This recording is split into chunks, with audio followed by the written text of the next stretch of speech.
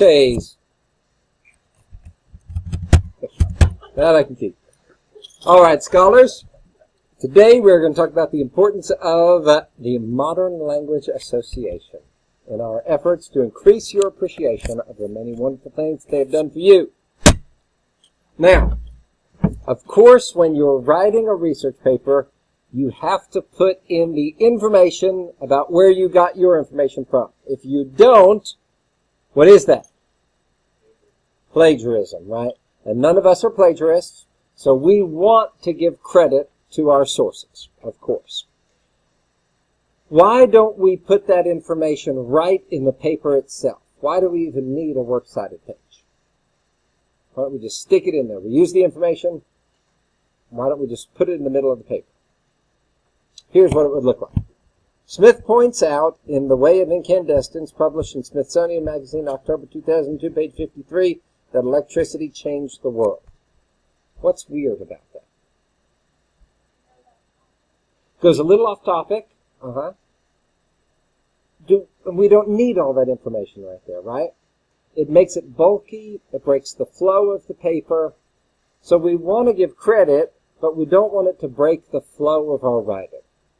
And that's where MLA comes in to save you. All right. What I want you to think of is to see the logic of the essential link between your works cited page and your in-text citation. Works cited page, in-text citation. They have developed this system so that you can keep the beauty and flow of your writing while still giving intelligible credit to the places that you got your information from. That's our goal here. Okay. Let's go back. So now, if we look at this in-text citation, Hicks A36, it has the author's last name. Why is it crucial to have the author's last name in the in-text citation? Good. When you go where? To the works cited page. And how is the works cited page organized?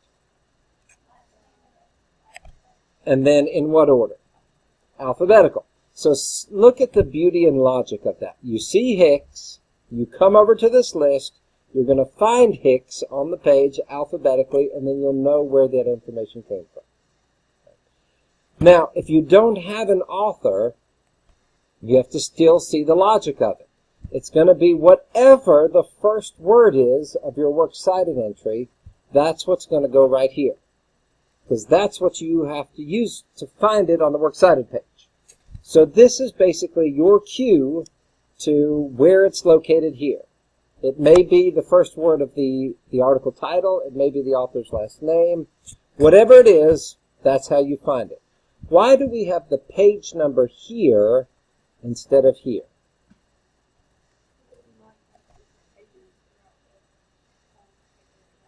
Great, Jay. All right, so that's the other piece of essential information. You might have Hicks, you might have several quotes from Hicks throughout your paper.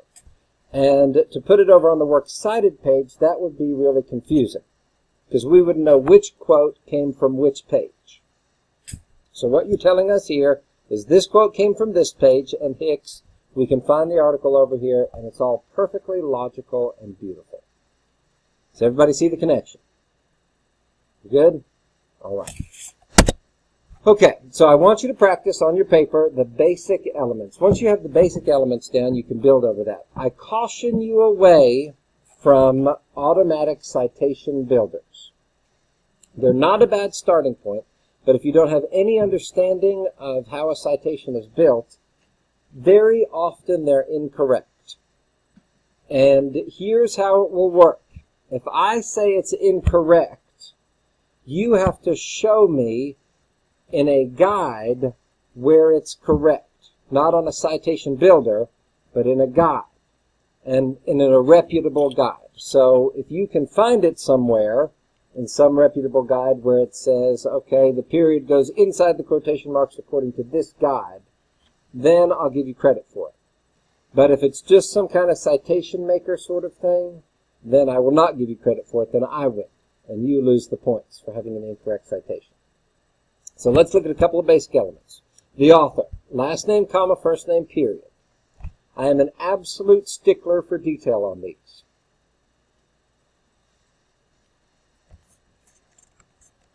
Then we get into the title. Remember, if it's long, it gets a line. Everybody say it? Okay. So short works that are included in larger works get put in quotation marks. Larger works get underlined. If it's long, it gets a line. So let's say, for example, this were an article instead of a book.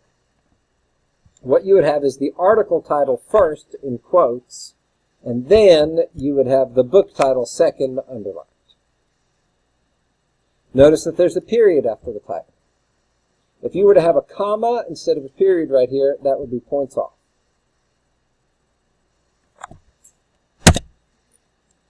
Then you have the place of publication, followed by a colon.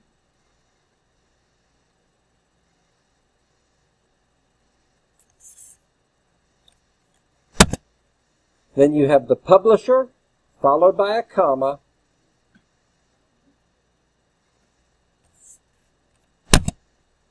Then you have the year. I'm sorry about that big space right there. Here I've said I'm a big stickler, and now I have that big space. I'm not sure what happened there. There we go. I'll give myself a 70.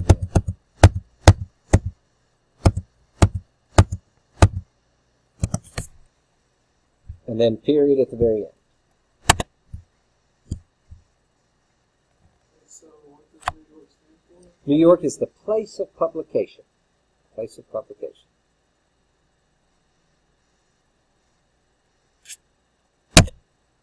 Okay, now, the in-text citation, the first part of that link. Notice a couple of things here. Author's last name, page number. There's no comma in here. If you put a comma in there, you will lose points for an incorrect in-text citation. Notice that the period comes after the parentheses. Period comes outside the parentheses. Normally the period would be in, but when you have an in-text citation, the period comes after.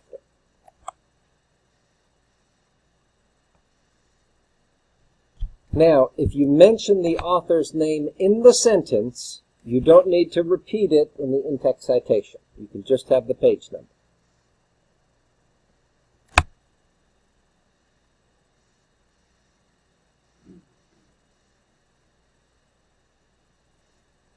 Any questions on in-text citations?